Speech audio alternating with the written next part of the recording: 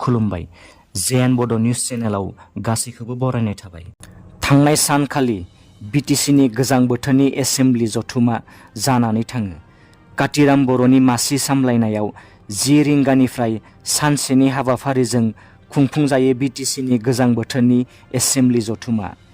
बे एसेम्बलि जथुमाव बेरेखा दोलोनि एमसिएलए देरहासार बसुमतारिया थांनाय सेप्तेम्बर दानाव क'क्राझार जिल्ला जारबारि फरेस्ट रेन्जनि सिङाव थानाय जारबारि गियानपुरिनि थागिबि हेमन्त नार्जारिखौ हाग्रा संरैखाथि खालामग्रा एनजिअ'नि मावथिफोरा खर'आव गुलि गावनानै बुथारनायनि जाथायनि सायाव गोख्रों सोंथि दैखांनायनि उनाव दान्थे बिदान्थे थासारि सोमजिनायखौ नुनो मोन्दों।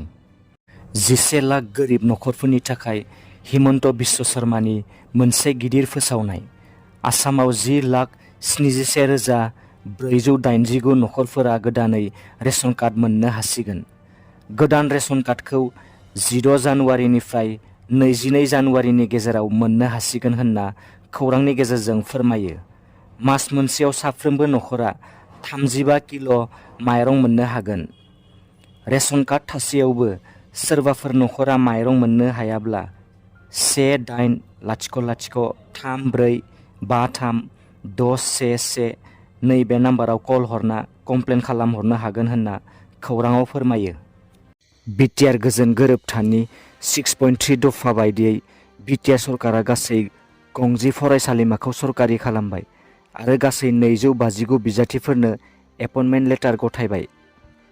फैगौ 2024 मायथाइनिफ्राय डिजिटेल लेन्डिं बिथिङाव माखासे सोलाय सोल' खालामनाय जासिगोन। फैगौ 2024 मायथाइनि 1 जानुवारिनिफ्राय नोंथांनि गुगोल पे आरो फन पेआ बन्द जानो हासिगौ। जायफोरा गुगोल पे आरो फन पेखौ 1 बोसोराव खेबसेबो बाहायाखै, बेनि UPI आइडिखौ बन्द खालामनाय जासिगोन।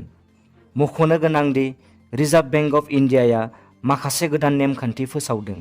रिजार्भ बेंक अफ इन्डियाया लकार एग्रिमेन्ट खालामनायनि बिथिङाव माखासे गोदान नेम फोसावदों। RBIनि लकार एग्रिमेन्टआव होनाय नमिनिफोराबो आपडेट खालामनांगोन। RBIनि लकार एग्रिमेन्टआव होनाय नमिनिफोराबो फैगौ 2024 मायथाइनिफ्राय जीमेल एकाउन्ट गोनां जाथारनांगोन। बेनि अनगायैबो सिम कार्ड बाहायनायनि सायाव गोदान नेमखान्थि फोसावदों। फैगौ 1 जानुवारि 2024 मायथाइनिफ्राय सिम कार्डफोरखौ digital know your customer KYC बिथांखिनि गेजेरजोंल' मोननो हागोन। बेजों लोगोसेनो जायफोर जीमेल एकाउन्टआ 1 बोसोर एबा 2 बोसोराव खेबसेबो बाहायजायाखै, बे जीमेल एकाउन्टखौ बन्द खालामनाय जासिगोन होनना खौराङाव फोसावदों। दिनैनि रादाबा एसेनोसै। नोंथांमोना भिडिअखौ नायनानै मोजां मोनदोंबा अन्नानै चेनेलखौ साबस्क्राइब खालामना हो।